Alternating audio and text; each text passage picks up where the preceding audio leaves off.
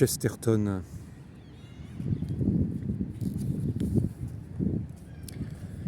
On dit que le paganisme est une religion de joie et le christianisme de tristesse. Il serait tout aussi aisé de prouver que le paganisme est tristesse pure, le christianisme joie pure. De telles discussions ne signifient rien et ne mènent nulle part. Tout être humain doit avoir en soi joie et tristesse. Le seul point intéressant est l'équilibre ou le déséquilibre de ces deux sentiments. Le seul point réellement intéressant est que le païen devenait en général de plus en plus heureux au fur et à mesure qu'il approchait de la terre, de plus en plus triste au fur et à mesure qu'il approchait des cieux. La gaieté du meilleur paganisme, telle que nous la retrouvons dans les badinages de Catulle ou de Théocrite, est en vérité une gaieté éternelle que l'humanité reconnaissante ne devrait pas oublier. Mais c'est une gaieté tout orientée vers les faits de la vie, non vers son origine. Pour le païen, les petites choses sont aussi douces que les petits ruisseaux qui jaillissent de la montagne. Mais les grandes choses sont aussi amères que l'océan. Quand le païen regarde au centre même du cosmos, il est glacé d'effroi. Derrière les dieux, simples despotes, se tiennent les mortels destins. Mortels, que dis-je, ces destins sont morts. Quand les rationalistes disent que le monde antique était plus éclairé que le monde chrétien, ils ont, de leur point de vue, raison. En disant éclairé, n'entendent-ils pas assombri par un désespoir incurable? Il est profondément vrai que le monde antique était plus moderne que le monde chrétien. Anciens et modernes auront eu en commun d'avoir été malheureux de l'existence, de tout, tandis que les médiévaux étaient au moins heureux de l'existence.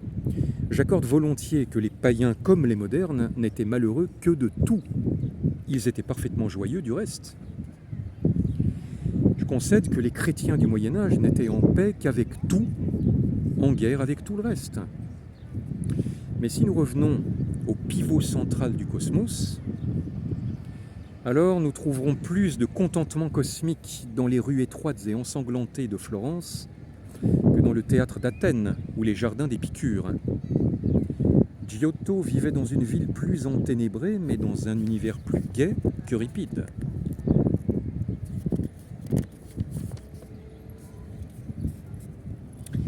Petite publicité du païen, la joie est le secret gigantesque du chrétien.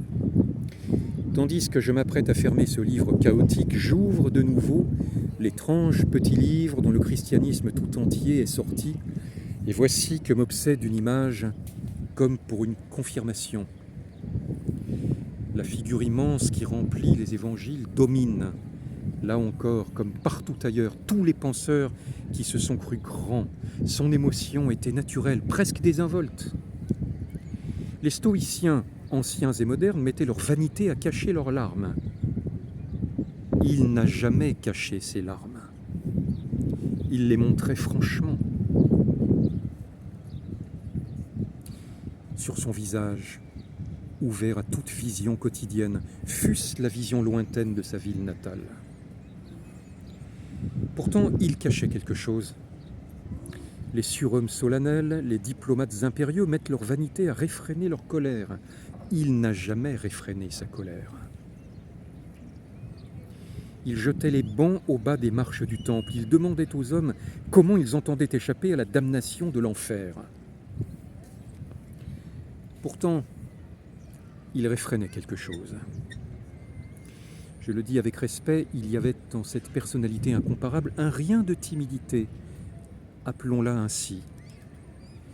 Il y a quelque chose qu'il a caché à tous les hommes quand il est monté sur la montagne pour prier. Il y a quelque chose qu'il couvrit toujours d'un silence abrupt ou d'un isolement impétueux.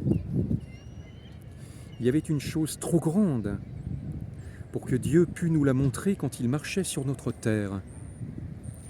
J'ai parfois imaginé que c'était son rire.